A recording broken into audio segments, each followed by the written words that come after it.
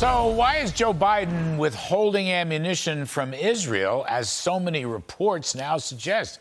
Joining me now, Iowa Senator Joni Ernst just came back from Israel. Senator Ernst, as always, ma'am, welcome to the show. What is going on here?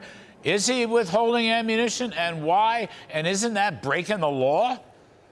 Oh, well, what the heck, Larry? Thank you for having me. Yes, I was actually in the Middle East over the weekend when we found out, we saw the media reports that Joe Biden intended to withhold ammunition from Israel, our closest friend and ally in the Middle East. What happened to Joe Biden pressuring Congress to get the supplemental package done, saying it was an urgent matter and that his support for Israel is ironclad?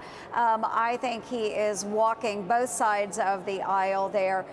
Joe Biden, you need to release this ammunition and make sure that our friends can fight against this evil threat of Hamas. I mean, so far, the White House, no one said anything about this charge. And the reports continue to mount up. I know you put a letter out with Senator Budd and so forth.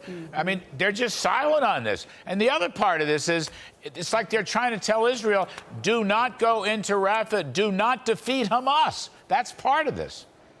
Exactly. And Senator Ted Budd and I were on this trip to the Middle East over the weekend to make sure Israel knows and understands that we are with her. I think the world has forgotten that it was Hamas that perpetrated these attacks on October 7th, not Israel. It seems that everyone is pushing against Israel when we should be pushing against Hamas. We should not be using our support, our ammunition, or weapons platforms to leverage against Israel. Again, they are our #1 friend and ally in the Middle East. So the other story out there, I don't know what's true and what's not true, but a deal is being made with Hamas. The only trouble is Hamas wants a permanent end to the war, and Hamas is not talking about any hostage exchange. Now, I know you were over there expressly to look into the hostage story. Are there hostages? This is a heartbreaking story. We've covered it. We've talked about it before. What's happening on that front? Yes, Larry, and we sat last night with the families of the American hostages in Jerusalem, and as we were sitting down to dinner with them, those media reports started coming out about Hamas agreeing to a ceasefire. Our hearts were leaping with joy, only to be dashed moments later to know and understand this was a deal that was cut by Egypt, by Qatar, and by none other than Hamas.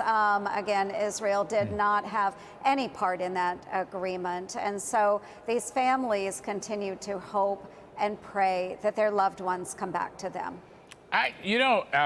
Whose side is the United States government on here? And Israel has launched, the IDF has launched operations, but even at this late date, apparently the United States trying to stop them from taking out Hamas. I don't get this. Right.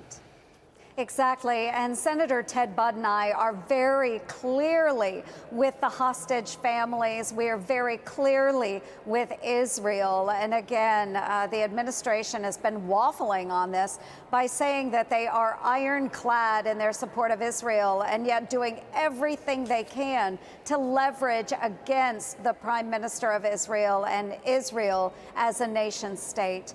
We need to support our friends in Israel. We need to make sure that Hamas is absolutely devastated.